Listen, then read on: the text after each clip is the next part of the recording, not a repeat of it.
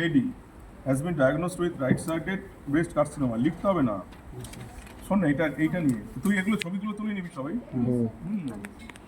ছবিগুলো ফরওয়ার্ড তুলে নিবি। Her training surgeon feels that she needs right-sided modified radical mastectomy. We have been given the responsibility of disclosing diagnosis to the patient and obtain her informed consent for right-sided mastectomy. তাহলে we have to say about the prognosis of the breast cancer and the মানে তোর recovery and further management of breast cancer. তাহলে আমাদের তিনটে জিনিসের ওপর কিন্তু importance দিতে হবে। মানে একটা পেশেন্টকে কাউন্সিলিং করবো, কেন করবো? মানে because after mastectomy there may be a psychological upset to the patient and there may be a psychosocial aspect of that. মানে একটা ব্রেস্ট বাদ যাচ্ছে, তার পেশেন্টকে আমরা প্রথমে কীভাবে কাউন্সিলিং করবো? At first we have counselling the মানে why we are doing the OT. It is necessary for life, because it is life saving surgery. এটা ওটিটা না করলে পেশেন্ট কিন্তু মরে যাবে, ওই জন্য আমাদের কিন্তু এমআরএম করতে হচ্ছে। আমরা যদি এমআরএম না করি, শুধু ব্রেস্ট কনজারভেশন যদি তার সুযোগ থাকে করতে পারি, কিন্তু সব ক্ষেত্রে করা যাবে না। 1 নম্বর 2 নম্বর হলো যদি না করি তাহলে কিন্তু স্টেজিং আরও বেড়ে যায়, অ্যাডভান্স হয়ে যায়, তখন কিন্তু পেশেন্ট আস্তে আস্তে স্প্লিট করে যায়। কোথায় কোথায় হতে পারে? সিএনএস হতে পারে, লাং ইনভলভমেন্ট হতে পারে, বোন ইনভলভমেন্ট হতে পারে, ব্রেস্ট যেগুলো স্প্লিট করে, এবং that leads to pathetic death. শুধু মরবে না, প্যাথেটিক ডেথ, মানে এত পেইন হবে, সিভিয়ার পেইন হবে, সিভিয়ার রেসপিরেটরি ডিস্ট্রেস হবে, সিএনএস ইনভলভমেন্টগুলো একটা কমায় চলে যাবে। এইগুলো হয়ে কিন্তু পেশেন্ট মরবে এবং খুব বাজে হবে। ওই জন্য পেশেন্টকে প্রথমে বলবো তোমার ওটিটা করতেই হবে। এটা কোনো একটা অ্যাসপেক্ট, মানে আমাদের বোঝাতে হবে ওটি না করলে কী কী বাজে জিনিস হতে পারে। হ্যাঁ, the faith when the patient if the patient does not do the or have the surgery, then outcomes is very fatal.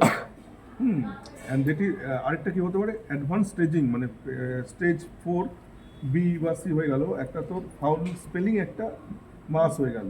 তাহলে তখন কি হচ্ছে? ফান রিডিং একটা মাস, ফাউল স্পেলিং, তখন কিন্তু তার সোশ্যাল অ্যাকসেপ্টেবিলিটি থাকবে না, বাড়ির লোকই তাকে তখন কিন্তু শেম করবে, নেবে না। এটা বোঝাতে হবে যে if you ignore, if you মানে does not give our the consent for mastectomy, then it leads to foul spelling mass, and সেটা কিন্তু একটা খুব খারাপ হবে। তাহলে আমরা প্রথমে বাজে জিনিসগুলো বলবো যাতে পেশেন্ট রাজি হয়। প্রথমে পেশেন্টকে তো আমাকে একটা ওটির জন্য রাজি করাতে হবে। এই যে পেশেন্ট আসে পারফোরেশন, আমরা প্রথমে যদি দুম করে মরে দিই যে ওটি করতে হবে, কিন্তু করলেই মরে যাবে, বলো না? তাহলে কেউ রাজি হবে? ওটি করলেই মরে যাবে, তাহলে করবো না ডাক্তার। তখন তোকে বলতে হবে যে না করলেও মরে যাবে, করলেই তোমার বাঁচার চান্স বাড়বে। তুমি একটা ল্যাপারটমি করছো একটা পারফোরেশনে, কেন? পারফোরেশন থেকে তোমার সেপসিস হবে। ওটার ল্যাপারটমি ছাড়া, উইদাউট ল্যাপারটমি হ্যাঁ আর কোনো পথ নেই। একটা পারফোরেশন তো এমনি সিঙ্ক হবে না কিছুতে, ঠিক আছে? তোমাকে বা একটা অ্যাপেন্ডিকুলার পারফোরেশন, তুই পেশেন্টকে কাউন্সিলিং দিচ্ছিস যে অ্যাপেন্ডিক্স ফেটে গেছে, ওটি করতে হবে কিন্তু তুমি মরে যাবে, তাহলে তো হবে না। তুই বলতে হবে কেন করছিস, মানে ওটিটাই তোর মেন, ওটি করলেই বাঁচার চান্স বাড়বে, ওটিতে রিস্ক আছে, সেটা আমরা বোঝাচ্ছি। আর এমআরএম এর ক্ষেত্রে আমরা কি বলবো? যে না করলে পেশেন্টের কিন্তু কোনোদিনই ভালো হবে না, এটাই পথ একটা ব্রেস্ট ক্যান্সারের। মানে দ্য ওটি leads to your long term survival, তুমি আবার নর্মাল জীবনে ফিরতে পারবে, বাঁচতে পারবে। তাহলে প্রথমে আমরা বাজে দিকটা বললাম, এবার ভালো দিকটা কী কী বলবো? ভালো দিকটা বলবো there is several ways to, মানে একটা হলো আমরা কী করতে পারি, একটা করতে পারি বেস কনজারভেশন করতে পারি। অবশ্যই এখানে বলেছে এমআরএম, তাহলে আমরা কী করতে? আর্টিফিশিয়াল বেস যেগুলো আছে, মানে যেগুলো প্লাস্টিক সার্জারি করে আমরা করি, রিকনস্ট্রাকটিভ সার্জারি, হ্যাঁ রিকনস্ট্রাকটিভ সার্জারির জন্য আমরা পেশেন্টকে বলবো যে এটা হতে পারে, ঠিক আছে? যেগুলো আছে আমাদের ল্যাটিসিমাস ফ্ল্যাপ, ওই ফ্ল্যাপগুলো আমরা করতে পারি।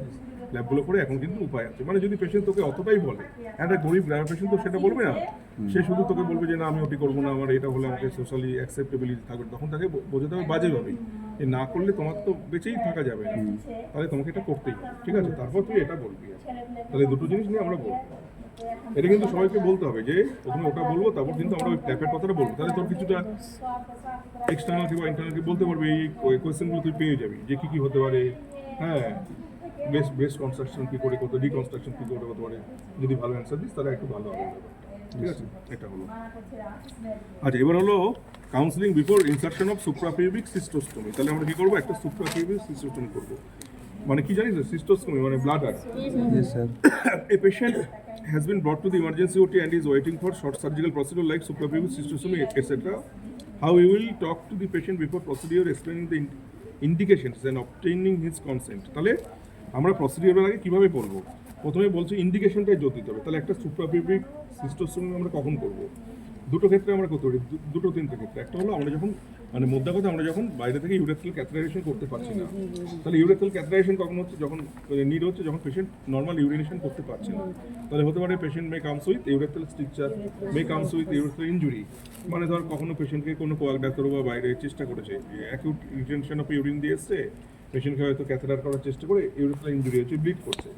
তা আমাদের কাছে যখন এসছে ব্লিডিং ইউরেথ্রা, মানে ব্লিডিং বা ইউরেথ্রা নিয়ে এসছে, অথবা অ্যাকিউট রিটেনশন নিয়ে এসছে বা ইউরেথ্রাল স্ট্রিকচার নিয়ে এসছে, মানে কোনোভাবে ক্যাথেটার করা যাচ্ছে না বা করবো না। হ্যাঁ, করবো না কেন না, ইউরেথ্রাল যদি ইনজুরি হয়ে থাকে, ব্লিডিং নিয়ে আসে, একবার ক্যাথেটারাইজেশন হিস্ট্রি থাকে, তখন আবার রিক্যাথেটারাইজেশন করতে গেলে আরও সেটা বেড়ে যাবে। তাহলে আমরা কী করবো, আমাকে তো ইউরিনটা যে কোনোভাবে বের করতে হবে। একটা রিটেনশন অফ ইউরিন এলে তোর মেন মোটো হলো যে কোনোভাবে ইউরিনেশন করানো, আইদার ফলিস ক্যাথেটারাইজেশন অর সুপ্রাপিউবিক সিস্টোস্টমি। তাহলে সুপ্রাপিউবিক সিস্টোস্টমি আমি তখনই করবো যখন ইউরেথ্রাল ক্যাথেটারাইজেশন হচ্ছে না।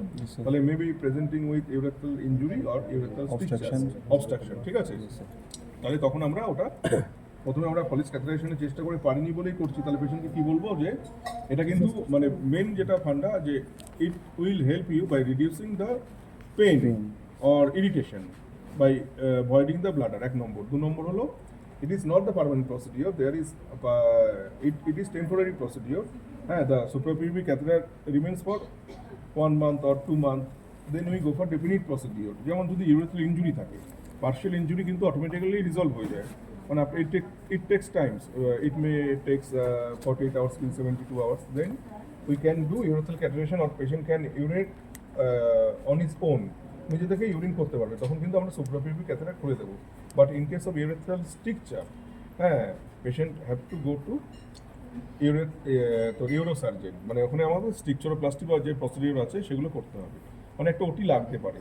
কিন্তু যেটাই হোক না কেন আমাদের পার্মানেন্ট সুপ্রাপিউবিক ক্যাথেটারাইজেশন কখনোই করতে হবে না, মানে it is temporal procedure, it relieves pain and irritation, but there is মানে ইন্ডিকেশনটা বলে দেবো কখন হচ্ছে ইউরেথ্রাল ইনজুরি কি ইউরেথ্রাল স্ট্রিকচার, সেক্ষেত্রে আমরা করছি।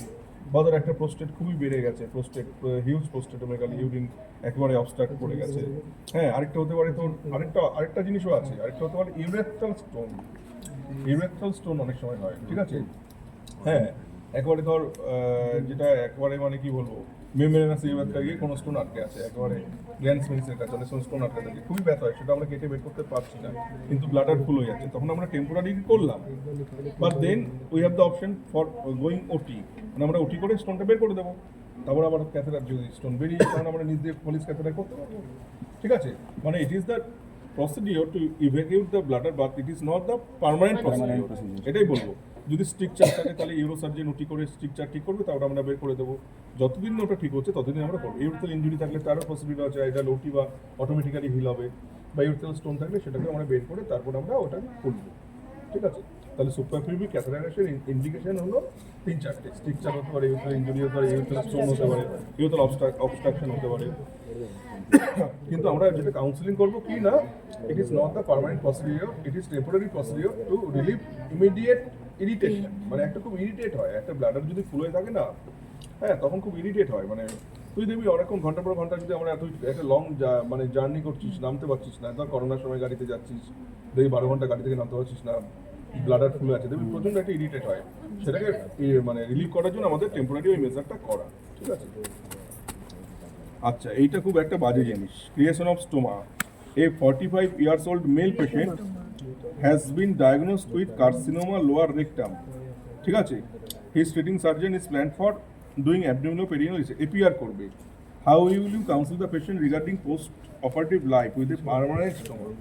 এই একটা স্টোমা হয়, জেনারেলি স্টোমাও কিন্তু টেম্পোরারি ব্যাপার, যেটা বলেছি আমরা স্টোমা করছি কিছু একটা কারণে, ধরো যে হেমিকোলেক্টমি পেশেন্টের কথার কথা বলছি, ওই পেশেন্টেরও স্টোমা করতে হতে পারে, একটা অ্যাপেন্ডিকুলার পারফোরেশন হচ্ছে, আমরা স্টোমা করতে পারি বিভিন্ন কারণে, একটা সিগময়েড কোলনের গ্রোথ আছে নন রিসেক্টেবল। সবসময় গ্রোথ যে আমরা রিসেক্ট করতে পারবো তা না, আমরা টেম্পোরারি অবস্ট্রাকশন রিলিভ করার জন্য স্টোমা করি, তারপরে আমরা ডেফিনিট প্রসিডিউর হয়ে যায়, কেমোথেরাপি দিলাম, রেডিয়েশন দিলাম, বা মানে একটা পুরো পেশেন্ট যখন ফিটাল ওটি করলাম, তখন স্টোমাটাকে রিভার্স করি। অথবা একটা ট্রমাটিক আইলিয়াল পারফোরেশন, যেটা তোদের বলছিলাম আগের দিন, ওই যে পারফোরেশন নিয়ে এসেছিল গ্যাস আন্ডার ডায়াফ্রাম, একটা আইলিয়াল পারফোরেশন হতে পারে।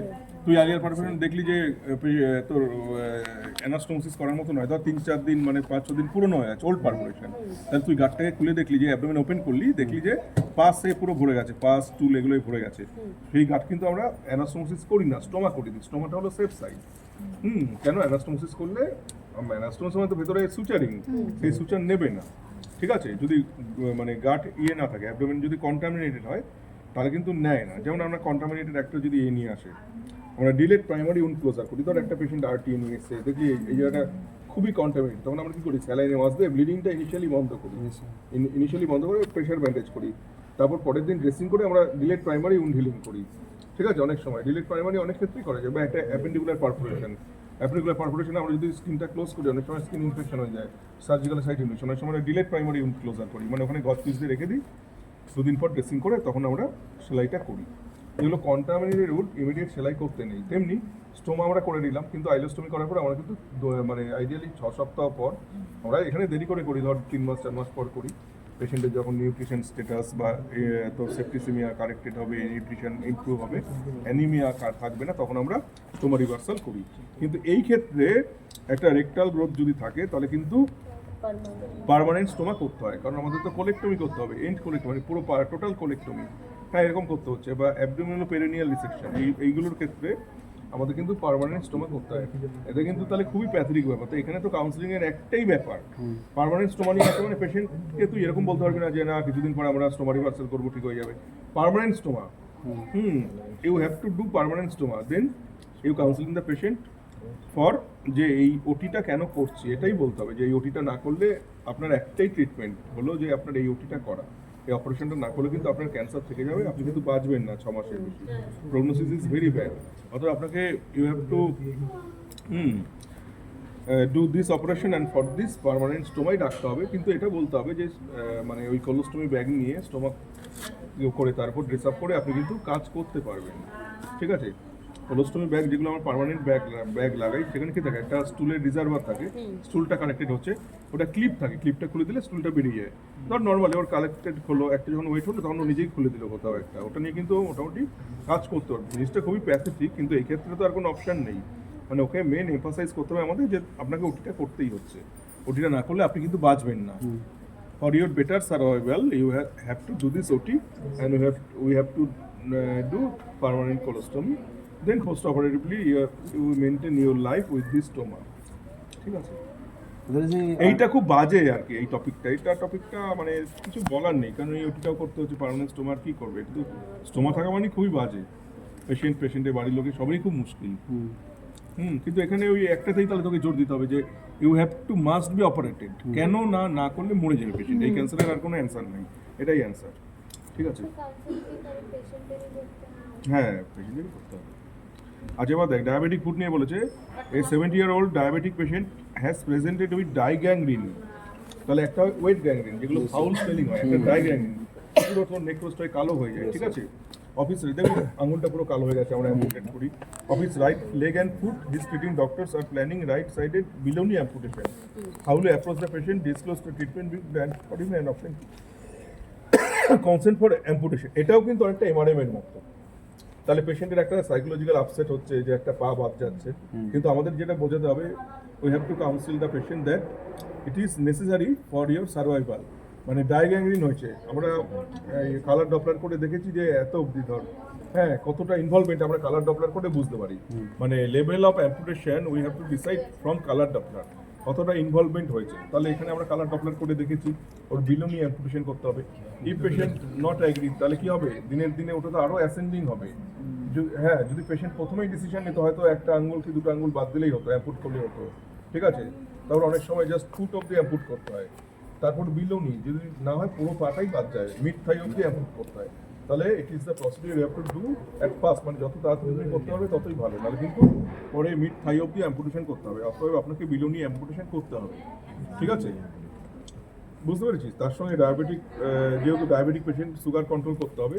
এবার যেটা বলতে হবে যে আমাদের কাছে এখন অনেক অপশন আছে, আর্টিফিশিয়াল লিম, হ্যাঁ আর্টিফিশিয়াল লিম এরপর পরে আপনি কিন্তু এটা খুব এখন নর্মাল ব্যাপার, আর্টিফিশিয়াল লিম্ব খুব এখন ইজিলি অ্যাভেলেবেল, ইজিলি না হলেও মানে পাওয়া যায়, ওটা করে কিন্তু আপনি day to day life lead করতে পারবেন, নর্মাল অ্যাক্টিভিটিস করতে পারবেন। তাহলে আমাদের যেটা মেন করতে হবে যে কেন করছি, we have to do this operation because non-functioning of the leg up to knee, and if the patient not agree for below knee amputation, then gradually it increase. Patient may need mid thigh amputation later on. So we have to do at first below knee amputation and then go for artificial limb. যেটাই পেশেন্টের এখন option, যে আপনি অনেক দেরি করে ফেলেছেন, আপনি যদি আগে করতেন হ্যাঁ তাহলে কিন্তু এতটা অ্যাম্পুট করতে হতো না, কিন্তু আপনি যদি আরও দেরি করেন তাহলে কিন্তু আরও ওপর অব্দি বাদ দিতে হবে।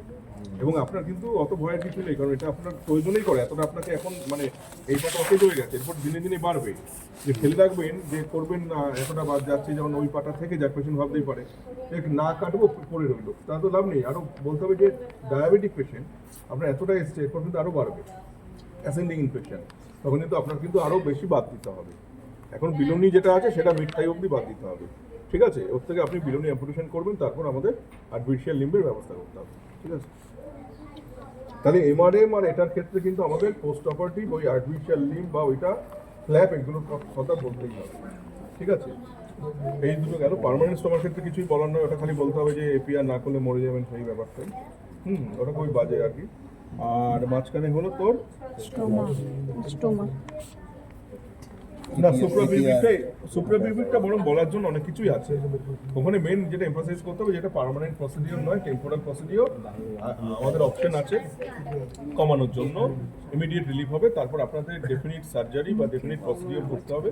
যদি অটোমেটিক হিল হয় ভালো, তারপর কিন্তু এটাকে আমরা খুলে দেবো, সুপ্রাপিউবিক ওই ব্যাপারটা কিন্তু আমরা করে দেবো। আচ্ছা, এটা দেখ, burn injury, counseling the husband of a 35-year-old female with 30% burn injury regarding the prognosis. একটা পেশেন্ট কেন ধর এখানে, এটা তো বার্ন ওয়ার্ডই, হাজব্যান্ডকে আমি বোঝাবো 30% বার্ন ইনজুরি, এটা কি ভালো না খারাপ বল?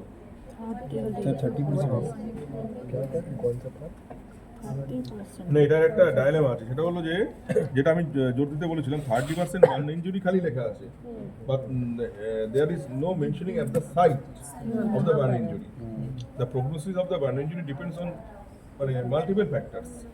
একটা কি আছে, একটা হলো তোর percentage of the burn, then হচ্ছে site of the burn, then হচ্ছে কোমরবিডিটি। একটা নর্মাল ইয়াং পেশেন্টের যদি বার্ন হয়, সেটা ধর 70 না ধর 50%, সেটা যত না ব্যাড প্রগনোসিস। একটা যদি ওল্ড এজ, একটা ধর 65 ইয়ার্স ওল্ড, তার একটা বার্ন আছে, যে ডায়াবেটিক পেশেন্ট, তার ধর 40% হলো, 50% থেকে কম, তাও কিন্তু তোকে বোঝাতে হবে যে সে মরে যাবে, এই পেশেন্ট বাঁচতে পারে, ইয়াং পেশেন্ট, বুঝলি? ইয়াংয়ের প্রগনোসিস অবভিয়াসলি বেশি। এবার 30% কিন্তু খুব বেশি বার্ন নয় দেখে মনে হচ্ছে, এখানে প্রচুর পেশেন্ট আছে 30% বার্ন কিন্তু ভালোভাবে বাড়ি যায়। বাট স্যার আমাদের যেটা বলতে হবে, বাট স্যার 30%, হ্যাঁ, the site of the burn is very important. If the 30% burn involve both lower limb only, মানে এখানে কি থাকে, lower limb 18, 36, almost 30, then it does not matter. Patient may recover within 1 to 2 months. But if 30% burn involve the head, face, neck, chest, then it may cause death of the patient. কেন respiratory track যদি involve হয়ে যায় পেশেন্টের, respiratory track involvement হয়ে যায়, তাহলে কিন্তু সেটা খুব খারাপ। আস্তে আস্তে ল্যারিঞ্জিয়াল ইডিমা ডেভেলপ করে, একটা সাডেন একটা চোকিং হয়ে পেশেন্ট মারা যেতে পারে। মানে 30% বার্ন ইনজুরি কাউন্সিলিং করার আগে সাইট অফ দ্য বার্ন আমাদের দেখতে হবে, সেইভাবে স্যারকে বলতে হবে যে sir there is no mentioning of the site in this card, so we have to at first counseling the patient about the site of the burn injury. If it involves both lower limb or both upper limb, then it does not matter. Patient may get well within 1 to 2 months, but if it involves head, neck or chest wall, or upper respiratory tract or lower respiratory, then it may cause death of the patient. তখন কিন্তু ওকে বাজেভাবে counselling করতে হবে, ঠিক আছে? এটা গেল একটা। আরেকটা হলো আমাদের এই বার্ন ইনজুরির ক্ষেত্রেও কিন্তু আমাদের ওই প্রগনোসিসের ক্ষেত্রে কিছুটা প্লাস্টিক সার্জারির জিনিস ঢুকিয়ে দিই, তাহলে তোর আরও অ্যান্সারটা ভালো হবে। কেন, এখানেও একটা সাইকো সোশ্যাল অ্যাসপেক্ট আছে। দেখবি মাখনলাল সার বইয়ে ছবি আছে বা বিভিন্ন বইয়ে, একটা পেশেন্ট এখানে ব্রান কন্ট্রাকচার, আর তুই হাজব্যান্ডকে কাউন্সিলিং করছিস, এবার হাজব্যান্ড কি দেখবে? হাজব্যান্ড তো চাইবে সুন্দরী বউ, যদি তোর বার্নটা ফেসে ইনভলভ হয়, বা চাইবে কর্মঠ বউ, তখন হাজব্যান্ড তাকে নাও নিতে পারে। এরকম হয়, গরিব ঘরে হয়, তো অনেকই হয় যে বার্ন ইনজুরি নিলামই না, ডিভোর্স দিয়ে দিলাম। তাকে বোঝাতে হবে যে উই হ্যাভ মাল্টিপল অপশনস, হ্যাঁ, we have option for plastic surgery. ওর যে বার্ন ইঞ্জুরি বেসিক হলো এখন পেশেন্টের একটা লাইফ সেভিং একটা লাইফ দিয়ে ব্যাপার আছে কম্প্রোমাইজ এখানে, সেটা পেশেন্ট যদি রিকভার করে তারপর আমরা প্লাস্টিক সার্জারি করে স্কিন ট্যাপ করে পেশেন্টকে কিন্তু আগের মতো অনেকটা রিহ্যাবিলিটেট করতে পারবে। এটা কিন্তু বলবি ভালো করে যে তাহলে কি পোস্ট বার্ন কন্ট্রাকচারের ম্যানেজমেন্ট অ্যান্ড স্কিন গ্রাফটিং করে সেটা ঠিক করা যায়। তাহলে এটা কিন্তু খুব ট্রিকি একটা এই কার্ডটা, ওই জন্য মৃগাঙ্ক স্যার রেখেছিলেন যে 35 year old that young female, এটা কিন্তু ইয়াং ফিমেলে রেখেছে ওই জন্য 30% বাল্ব কোথায় কোথায় হচ্ছে ইনভলভটা সেইটা এক নম্বর। দু নম্বর এখানে মেনলি যেটা বলেছে রিগার্ডিং দ্য প্রগনোসিসের মধ্যে কিন্তু পুরোটাই আসবে। একটা প্রগনোসিস আসবে বেসিক হলো যে পেশেন্ট বাঁচবে কি মরবে, তোকে বেসিকটা তোকে বলতে হবে। যে কোনো পেশেন্টই তুই যখন অ্যাজ এ ডক্টর তুই ট্রিট করবি এটা কিন্তু মাথায় রাখতে হবে। তুই একটা ওটিতে করার আগে কিন্তু সেটা বলে নিতে হবে যে ওটিটা কতটা তোর রিস্ক আছে, তোর নিজের দিকটা তো আগে বাঁচাতে হবে না। তো একটা ব্রান পেশেন্টের তোকে একটা ট্রিট করতে ডাকলি 30% বার্ন, তুই বলে দিয়ে ঠিক আছে আমার ওষুধ দেবো, একটু ভালো ওষুধ দেবো, একটু খরচপাতি হবে, 10 দিনে ডাইন করতে করতে বাড়ি চলে গেল না, সেটা নয়। তোকে বলতে হবে যে পেশেন্টের কিন্তু যে এই বার্নটা এইসব জায়গায় হয়েছে, পেশেন্টটা কিন্তু খারাপ হতে পারে, এখনই বলা যাচ্ছে না কিছু। হ্যাঁ, আমরা চেষ্টা করছি অক্সিজেন নেবুলেশন সবই চলবে, যদি এটা এই সাইডে হয় তাহলে কিন্তু ওটা এটা একটা অ্যাসপেক্ট। দ্বিতীয় অ্যাসপেক্ট হলো পেশেন্ট সুস্থ হয়ে গেল, তারপরেও কিন্তু ট্রিটমেন্ট শেষ হলো না, মানে আমাদের জেনারেল সার্জারির থেকে তখন সেটা প্লাস্টিক সার্জারির দিকে যাবে। ওখানে কি বার্ন কন্ট্রাকচারের ম্যানেজমেন্ট হবে, আর তোর যত তোর ডিফর্মিটি কারেক্ট করে যায় সেই ম্যানেজমেন্টটা হবে। তার সঙ্গে আরও কিছু থাকবে, ধর যে কন্ট্রাকচারের জন্য পিএমআর মানে ফিজিক্যাল মেডিসিন এখনো যেগুলো আছে সেই রিহ্যাবিলিটেশনগুলো চলবে, যাতে ওর আবার ফাংশনাল ব্যাপারটা পুরোটা ফিরে আসে। হ্যাঁ, যাতে কাজ করতে পারে, পায়ের বান হলে হাঁটতে পারে ঠিক করে। এই ক্ষেত্রে তোর অনেকটাই হবে, বুঝতে পেরেছিস? আচ্ছা, এইগুলো কিন্তু আমার মনে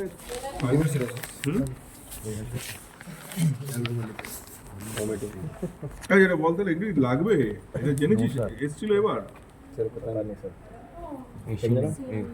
এই ওরা আছে senior Male patient came to ER with sudden onset severe pain and epigastric region, which diffuses gradually to whole abdomen. He gave history of frequent analgesic intake. On examination of abdomen, you find cardboard rigidity. How will you investigate? শুনছিস সেই phone দিচ্ছিস কি বললো main কি দুটো point বল, দুটো point main Severe pain in epigastric, which is radiating Better than- and Very frequent good. analgesic intake. হ্যাঁ এটা তো বলেই দিয়েছে তোকে। তাহলে তাহলে কি হচ্ছে আর কার্ডবোর্ড রিজিডি তাহলে বলেই দিয়েছে তো হবে। তাহলে বল অ্যান্সারটা আগের দিন এক্সট্রা দেখলি যেটা হ্যাঁ হ্যাঁ ভেরি গুড, সেটাই তো বলেছে তোর অ্যানালিসিস ব্যবহার করেছে মানে কি গ্যাস্ট্রিক আলসার হচ্ছে, গ্যাস্ট্রিক আলসারটা পারফোরেট করে গেছে, পারফোরেট করেছে বলেই তো কার্ডবোর্ড রিজিডিটি। আমি আজকে এমনি বলে দিচ্ছি এগুলো তাড়াতাড়ি করে, তাহলে এটা হলো এটা বল তুই বুঝিস তো। তাহলে এখানে পয়েন্টগুলো কার্ডবোর্ড রিজিডিটি তো ওখানে ছিল পারফোরেশন। सर मे भी बोलना है डायरेक्ट হ্যাঁ বলে দিলেই হবে। A middle-aged man was rescued from the side of a road traffic accident and was brought to ER in an unconscious state. What should be the line of management? Stabilize. RTA. Unconscious state. Unconscious state, তাহলে ABCD করব। Line of management বলেছে পুরো পরপর করে বলতে হবে। হ্যাঁ, প্রথমে তোকে এয়ারওয়ে ব্লিডিং এবিসি করে এবিসি অবধি যাব, তারপরে আমরা ডিতে যাব অন্য কিছু, তখন আমরা সিটি স্ক্যান করব বা কিছু করব, কিন্তু প্রথমে কিন্তু মেন হলো এয়ারওয়ে যদি না থাকে তাহলে কিন্তু হবে না। এবার আনকনসিয়াস স্টেটে আছে অনেক কিছুই হতে পারে, ঠিক আছে? এটা তো আরটিএ, হ্যাঁ সেগুলো তো অনেক পরে আসবে, তোকে তো ম্যানেজমেন্টে অতটা না, তোকে আগে ম্যানেজমেন্ট ইনিশিয়াল ম্যানেজমেন্ট আনকনসিয়াস বলেছে রোড ট্রাফিক অ্যাক্সিডেন্ট, ঠিক আছে? মোস্ট প্রবাবলি এটা হেড ইনজুরি আছে, হেড ইনজুরি বলবো আনকনসিয়াস সময় তো হেড ইনজুরি মানে আনকনসিয়াস হবে না, তাহলে হেড ইনজুরি লাইনে আমরা ম্যানেজমেন্টটা করব।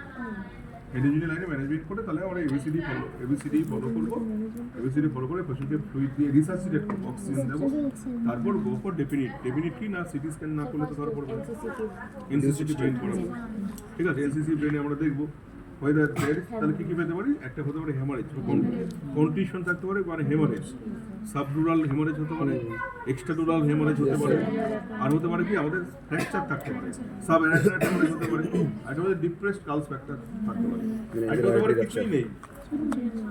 হ্যাঁ, কিছুই নেই, সেটাও তো হতে পারে। অনেক সময় ফাইন্ডিং কিছু থাকে না, তো কনকাশন মতো থাকতে পারে, ঠিক আছে? বা আমরা যেটাকে আমাদের পরিভাষায় অনেক সময় বলি ডিফিউজ অ্যাক্সোনাল ইনজুরি, সেটা কিন্তু তুই কোনো সিটিতে কোনো ফাইন্ডিং পাবি না, কিন্তু patient unconscious head injury patient, সেটা কিন্তু দেখতে হবে। আরেকটা কি হতে পারে, আরেকটা কি হতে পারে, এটা ভেবে বল। Unconscious state, road traffic accident থেকে এসছে, অ্যালকোহলিক পেশেন্ট হতে পারে, অ্যালকোহলিক প্রচুর আসে আমাদের, যা ডেফিনিট হেড ইনজুরি নেই, ট্রমা হতে পারে, কিন্তু হেড ইনজুরি মানে তো হেড ইনজুরি নয়, হেড ইনজুরি মানে তো ইন্ট্রাপ্যারেনকাইমাল ইনজুরি। ধর পেশেন্টটা মদ খেয়ে গাড়ি চালাচ্ছিল বা মদ খেয়ে বাইকে ছিল, এরকম হয়েছে, পড়ে গেছে, পড়ে গিয়ে ধর কোথাও কেটে গেছে, কিন্তু সে তো আনকনসিয়াসই থাকবে। বা এমন এখন অনেক কিছু নেশাও বেরিয়েছে, যেগুলো হয়তো মাল্টিপল একটা কিছু করেছে, তার সঙ্গে ধর অন্য কিছুও নেশা করেছে। হ্যাঁ, বুঝতে পেরেছিস, গাঁজা ফাজা মানে একসঙ্গে খেয়েছে, তুই বুঝবি না, আমাদের খুব ডায়াগনোসিস মুশকিল হয়ে যায় তখন। হতে পারে তখন তুই ডায়াগনোসিস করতে পারি, তুই সিটি করে পাচ্ছিস না, দেখছিস যে কনসিয়াসনেস লেভেলে উঠছে না, তুই দেখবি এই পেশেন্টগুলো 2-3 বার মোটামুটি খুব মানে ভালোভাবে হয়ে যায়। তাহলে এটা কিন্তু রিজিড অ্যাবডোমেন, কার্ডবোর্ড রিজিডিটি, তার সঙ্গে ছিল অ্যানালজেসিক ইনটেক, তাহলে গ্যাস্ট্রিক আলসার পারফরেন্স। আর এটা হলো তাহলে মোটামুটি হেড ইনজুরি হতে পারে, আরেকটা হতে পারে যে অ্যালকোহলিজম। আরেকটা কিন্তু আনকনসিয়াস পেশেন্ট হয়, কিন্তু এখানে রোড ট্রাফিক অ্যাক্সিডেন্ট লিখেছে। হ্যাঁ, সেটা হলো সুগার ফল করে গেলে, হাইপোগ্লাইসেমিয়া থেকে আমাদের ওয়ার্ডে প্রচুর হয়, পেশেন্ট দেখলাম পুরো একেবারে তোর আনকনসিয়াস মতো হয়ে যাচ্ছে। আমরা প্রথমে যেটা করবো সুগারটা দেখবো, সিটিজি দেখবো, কিন্তু এখানে না, এই ক্ষেত্রে সঞ্জনা নয়, কেন বলতো এখানে তোকে বলে দিচ্ছে রোড ট্রাফিক অ্যাক্সিডেন্ট, বুঝলি, আরটিএ বলেছে, এখানে তুই হেড ইনজুরির দিকেই বলবি, বুঝতে পারলি? তাও স্যার যদি বলে যে আর কি হতে পারে, তখন বলতে পারি যে মেবি স্যার পেশেন্ট অ্যালকোহলিক। আচ্ছা দেখ, 60-year-old female come to you with painless fresh bleeding per rectum for 2 weeks. How will you come to a diagnosis? এবার এটা বল, ব্লিডিং পার রেকটাম, একটা হচ্ছে গাইনিতে ব্লিডিং পার ভ্যাজাইনা, এটা হলো ব্লিডিং আমাদের যেটা আছে সার্জারিতে, এটা কিন্তু আমাদের খুব গন্ডগোল, যেমন আমাদের যদি ফিমেল পেশেন্ট হয় আমাদের কিন্তু এটা এক্সক্লুড করতে হয়, মানে ভুল করে ভর্তি করে আমরা চেষ্টা করি যে গাইনিতে পাঠিয়ে দিতে, আমরা ব্লিডিং পার ভ্যাজাইনা কাজ করি, আমাদের ব্লিডিং পার রেকটাম। তাহলে একটা হচ্ছে পেনফুল ব্লিডিং পার রেকটাম, তোদের বলছিলাম পেনফুল আর পেনলেস। তাহলে পেনফুল হলে কি হতে পারে? হ্যাঁ, পাইলস বলবি না, পাইলস কথাটা না, পেনফুল, পেনফুল মানে অ্যানাল ফিশার,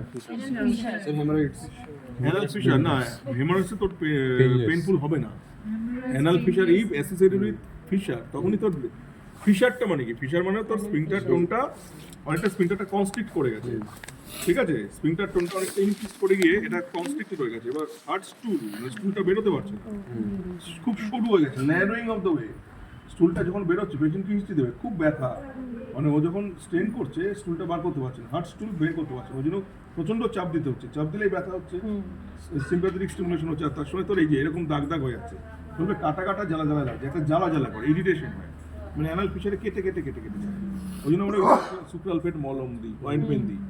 অ্যানাল ফিশারটা হলো পেনফুল, আর পেনলেস ব্লিডিং পার্ট একটা কি হতে পারে, একটা হলো হিমারয়েড, একটা হলো রেকটাল পলিপ হতে পারে, বাচ্চাদের যেটা খুব কমন একটা ব্লিডিং হতে পারে, পেনলেস পলিপ। অ্যানাল ফিশারটা পেনফুল, কিন্তু পেনলেস, এটা তো দিয়েছে পেনলেস হলে কিন্তু এখানে অনেক কিছু হতে পারে, হিমারয়েডটা মেন বলবি তোরা, ঠিক আছে, তোরা মেন বলবি হিমারয়েড,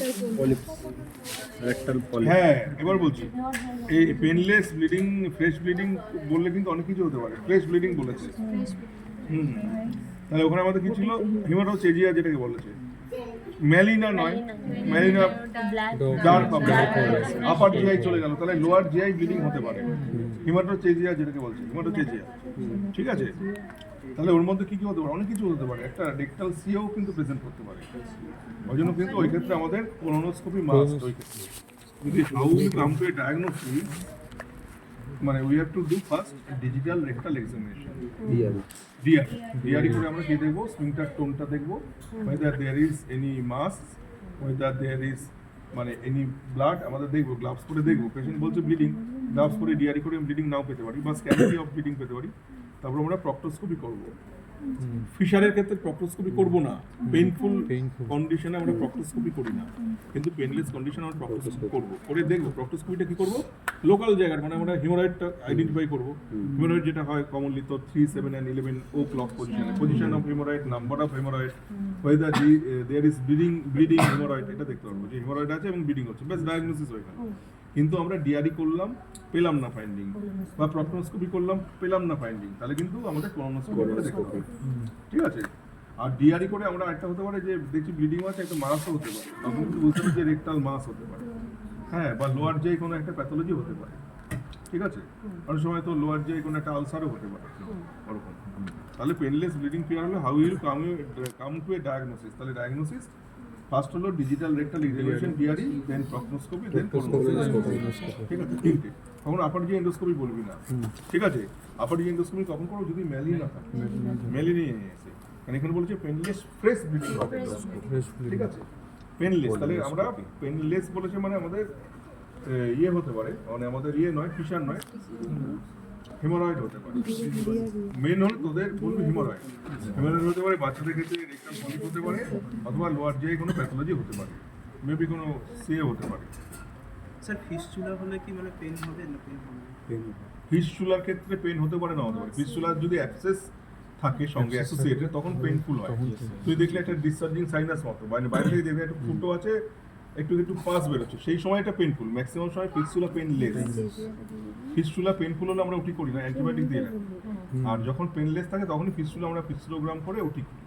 ফিস্টুলা নর্মালি পেনলেস, কিন্তু ইফ অ্যাসোসিয়েটেড উইথ পাস, তখন হচ্ছে তোর পেইনফুল। তাহলে পেইনফুল কন্ডিশন কি কি পেলাম আমরা পেরিয়ানাল রিজনে? দুটোই, একটা অ্যানাল ফিশার, একটা হলো পেরিয়ানাল অ্যাবসেস। পেরিয়ানাল অ্যাবসেসটা খুব পেইনফুল, মারাত্মক পেইনফুল। মানে দুটো পেইনফুল কন্ডিশন যদি বলিস তোর, একটা হলো ব্রেস্ট অ্যাবসেস, একটা হলো পেরিয়ানাল অ্যাবসেস। মানে পেরিয়ানাল অ্যাবসেস হলো মারাত্মক পেইনফুল, পেশেন্ট সুইসাইডও করতে যায়, এরকম পেইনফুল, প্রচন্ড পেইনফুল। মানে পেরিয়ানাল অ্যাবসেস দেখলে তোকে ইমিডিয়েট ওটি করতে হবে, মানে পারফোরেশনের থেকেও বেশি ব্যথা হয়, এত ব্যথা পেরিয়ানাল অ্যাবসেসটা। স্যার তখন তো ওটি করা যাবে না, মানে হ্যাঁ, ইনফেকশন ইমিডিয়েট থাকলে, পেরিয়ানাল অ্যাবসেস থাকলে ওটি, ইনফেকশন থাকলে তো স্যার ওটি করা যাবে না। পাস থাকলে তোকে বের করতে হবে না, পাস তো ওটা, পাস থাকলে তোকে ড্রেন করতে হবে, যেখানেই পাস থাকুক, বুঝতে পেরেছিস? তোর শরীরের যেখানেই পাস থাকুক না, তোকে ওটি করতেই হবে। A 40-year-old alcoholic male patient reported to ER with complaints of severe abdominal pain. তাহলে কি হলো, পয়েন্ট হলো একটা অ্যালকোহলিক, কি হলো severe abdominal pain, repeated bouts of vomiting for 36 hours. What is the most likely cause? How will you confirm it? liver cirrhosis, ascites. না, vomiting বলেছে, তোর অ্যাবডোমিনাল পেন। তা তুই তুই অ্যালকোহলিক বলে ভাবছিস? হেপাটাইটিস, হ্যাঁ, হেপাটাইটিসে অ্যালকোহলিক, হেপাটাইটিসে অ্যাবডোমিনাল পেন হতে পারে, ভমিটিংও হতে পারে। হ্যাঁ, এটা প্যাঙ্কেটাইটিসে আছে, অ্যালকোহলিক প্যাঙ্কেটাইটিস। কারণ হেপাটাইটিসে যেটা থাকবে তোকে বলে দেবে যে ইউলিস ডিসকালারেশন বা কিছু একটা করবে। हाँ सर, दो तीन हो सकते हैं। হেপাটাইটিসের পেন সাধারণত সিভিয়ার পেন হয় না, কিন্তু হতে পারে, ভুল বলেনিও। হেপাটাইটিস, অ্যালকোহলিক হেপাটাইটিস কিন্তু হয়, মানে অ্যালকোহলিক তো প্যাঙ্কেটাইটিসটাই মেন হয় আর কি। liver cirrhosis में पेन नहीं होगा? না, সিরোসিসে পেন পেন হবে।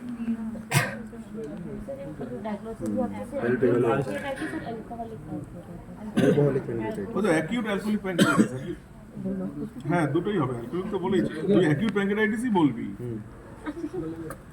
হ্যাঁ, ডায়াগনোসিস অ্যাকিউট প্যাঙ্কেটাইটিস। এবার তাহলে কি, how will you make a day to day evolution of the disease process? Sir वो सर्जिकल टेस्ट वगैरह, ब्लड टेस्ट वगैरह, हाँ। AST वगैरह, ঠিক আছে। ALT और AST टेस्ट। না, এটা কিন্তু তোকে দেখতে হবে যে ওই যেটা ছিল না, পেশেন্ট উইদিন 48 আওয়ার্সের মধ্যে এলে, আরে এই টার্মটা কি ছিল, প্যাঙ্কেটাইটিসে যেটা করতে হয়, না প্যাঙ্কেটাইটিস প্রোটোকল না, ওই তার মধ্যে অনেক কিছু আছে, সেরাম ক্যালসিয়াম, LDH, হ্যাঁ, লাইপেজ অ্যামিলেজ তো মেন মার্কার, দুদিন পর কোথায় স্পেসিফিক হলো লাইপেজটা। লাইপেজটা যদি মোটামুটি 3 to 4 টাইমস বেড়ে যায়, তাহলে আমাদের প্যাঙ্কেটাইটিস হবে, ঠিক আছে। ডে টু ডে ইভলিউশন করতে গেলে আমাদের ওইটা করতে হবে। সিরাম LDH ওটা দেখবি আছে, ওটা টার্মটা আমি ভুলে গেলাম, ওই নামটাই মনে আসছে না। পেশেন্ট কখন প্রেজেন্ট করলো তার উপর। আমরা এখানে ক্লিনিক্যালি যেটা দেখি একটা রুটিন ব্লাড পাঠাই, অ্যামালেজ লাইফে আর এলএফটি এগুলো দেখে দেখি আর হ্যাঁ মেন হলো অ্যামালেজ লাইফে। এই এটা নয়, র্যামসন্স নয়, হ্যাঁ র্যামসন্স ক্রাইটেরিয়া মনে হয়েছিল, ওটা দেখে নিবি। ওটার মধ্যে অনেক কিছু আছে, একটা সিআরপি আছে, হ্যাঁ সিআরপি সি রিঅ্যাক্টিভ প্রোটিন আছে, টোটাল কাউন্ট আছে, ঠিক আছে। আর হলো তোর সেরাম ক্যালসিয়াম আছে, সেরাম এলডিএইচ আছে, ওগুলো দেখে তোকে করতে হবে। আর হলো কি evaluation.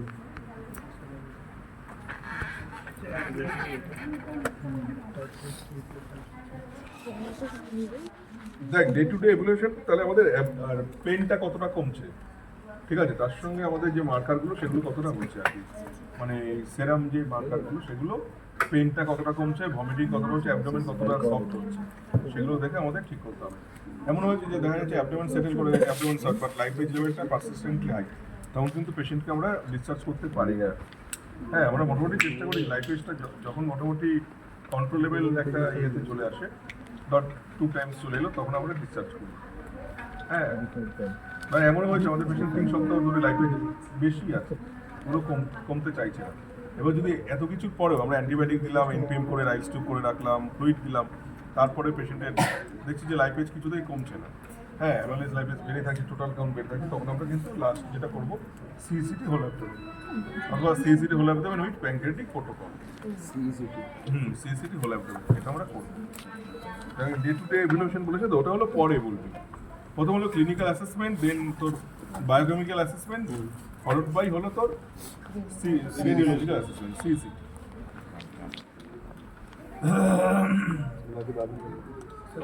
তাহলে এটা অনেকই আছে না, ওগুলো তো অপারেটিভ চলে এলো, আর একটাই মনে আছে 12 বেজে কি अभी लास्ट हमारे আচ্ছা লাস্ট এটা বল A 26-year-old male came to you with history of fever, anorexia and pain right iliac fossa for last 2 days. On examination, there is a lump in right iliac fossa. How will you manage the patient? Appendix. হ্যাঁ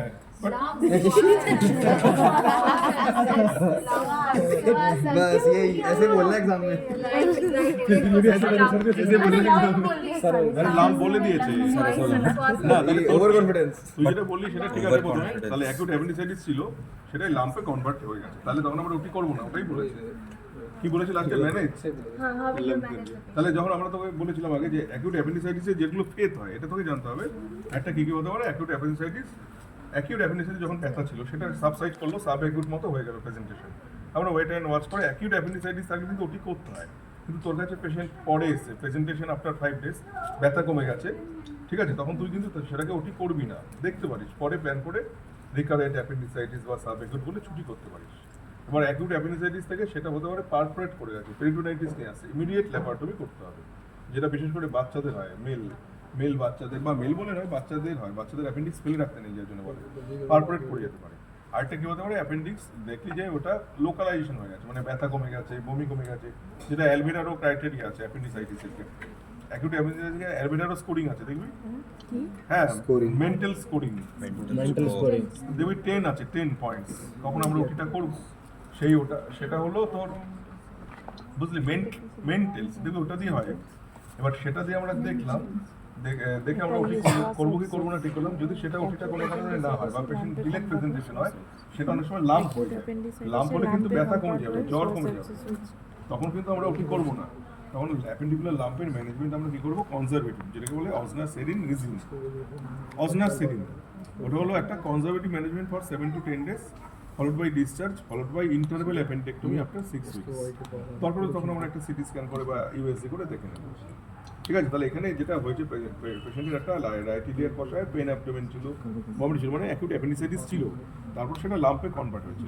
লাম্পে যেই convert হয়েছে আমরা appendectomy করবো না, কেন লাম্পে করবো না, appendicular লাম্পে কী কী থাকছে, আমাদের স্মল গাট থাকছে, ডিস্টাল আইলিয়ামটা থাকছে, সিকামটা থাকছে, আবার অ্যাসেন্ডিং কোলনটা থাকছে, তাহলে সব কিন্তু ওখানে থাকে, তার সঙ্গে ওমেন্টাম এসে জড়াজড়ি করে লাম্প ফর্মেশন করছে, অ্যাপেন্ডিকুলার লাম্প। আমরা যদি তখন অ্যাপেন্ডেক্টমি করতে চাই ডেসপারেটলি, তাহলে কিন্তু আমাদের ইঞ্জুরি হয়ে যেতে পারে, গাট ইঞ্জুরি হয়ে যেতে পারে, ওই জন্য আমরা অ্যাপেন্ডেক্টমি করবো না। We have to wait and watch at first we মানে পেশেন্টকে ছুটিও দেবো না। লাম্পের ম্যানেজমেন্ট কি? লাম্পের ম্যানেজমেন্ট হলো conservative but in a hospital set up. কেন? লাম্প থেকে কিন্তু পরে আবার অ্যাবসেস হতে পারে। তখন আবার কি হবে না, পেশেন্টের তোর অ্যাপেন্ডিক্সের মতো ব্যথা কমে গেল, লাম্প হয়ে গেল, ব্যথা কমে গেল, জ্বর কমে গেল, আবার দেখলি দুদিন পর আবার ফিভার আসছে, আবার তোর পেরিটোনাইটিস মতো ডেভেলপ করছে, তখন বুঝলি যে লাম্প থেকে অ্যাবসেস ফর্মেশন আছে। সেই লাম্প তখন কিন্তু আমাদের ওটি করতে হবে। মানে এটাও যদি খুব ভালো অ্যান্সার দিই সেটা বলবি যে sir at first we postpone the operation, we don't go for any appendectomy because there is lump formation. We go for osnacerin resin, conservative management. We start IV fluid, IV antibiotic, NPM the patient, keep the patient NPO, nothing per mouth by giving rise to or nothing per mouth only, IV fluid, IV antibiotic and analgesic. And we keep the patient in our hospital setup. Wait and watch for 3 to 4 days. If the lump gradually decreasing in size or there is no further deterioration of the condition, general condition, then we can discharge the patient after 5 to 6 days. But if there is again pain abdomen and sign of peritonitis, sign of fever comes, total blood count ভর্তি করে বেড়ে WC count বেড়ে গেল, তুই blood test করে দেখি, তখন কিন্তু আমাদের ভাবতে হবে যে অ্যাপেন্ডিকুলার অ্যাবসেস ফর্মেশন হচ্ছে, তখন কিন্তু আমাদের ওটি করতে হবে। মানে লাম্পের ম্যানেজমেন্ট 95% ক্ষেত্রেই সাধারণত তোর কোনো লাম্পেই আমরা ওটি করি না। খুব কপাল খারাপ থাকলে লাম্পটা কিন্তু অনেক সময় এমন হয় যে আবার ওটি করতে হচ্ছে, অ্যাক্সেসে টার্ন করছে, বুঝলি? কিন্তু নর্মাল ম্যানেজমেন্ট হলো যদি বলে অ্যাপেন্ডিকুলার লাম্পের ম্যানেজমেন্ট কি, বলবি নো ওটি, only conservative management. But conservative management বাড়িতে নয়, তুই পেশেন্টকে ছেড়ে দিলি যে বাড়ি থেকে তুমি ওষুধ খাও, অ্যান্টিবায়োটিক খাও, ঠিক হয়ে যাবে, সেটা নয়। Conservative management in a hospital set up, ঠিক আছে? হসপিটালে দেখে ম্যানেজমেন্ট করতে হবে, অন্তত 5 দিন দেখে প্রতিদিন প্যালপেট করে আমাদের দেখতে হবে, ক্লিনিক্যালি আমাদের দেখে তারপর কিন্তু আমরা ছাড়বো। লাম্প থেকে যদি অ্যাবসেস হয়ে যায় তখন কিন্তু খারাপ হয়ে গেল পেশেন্ট, তুই পেশেন্টকে বললে ওটি লাগবে না, পেশেন্ট দেখা গেলো বাড়িতে ছেড়ে দিলি, ছুটি করে দিলি, দেখা গেলো ওই পেশেন্ট 3 দিন পর আবার অ্যাবসেস হলো, পেরিটোনিটিস হয়ে মরে গেল, তখন কিন্তু মুশকিল। ঠিক আছে, ওই জন্য আমরা হসপিটালে রেখে 5 দিন দেখে যদি দেখি যে না পেশেন্ট অ্যাবডোমেন সেটেল করেই আছে, জ্বর আসছে না, টোটাল কাউন্টার বাড়ছে না, ক্লিনিক্যালি কোনো হয়নি, ডিটারেশন হয়নি, তখন আমরা ছুটি করতে পারি। ঠিক আছে, তাহলে কিন্তু তুই আরও দুটো স্পেসিফিক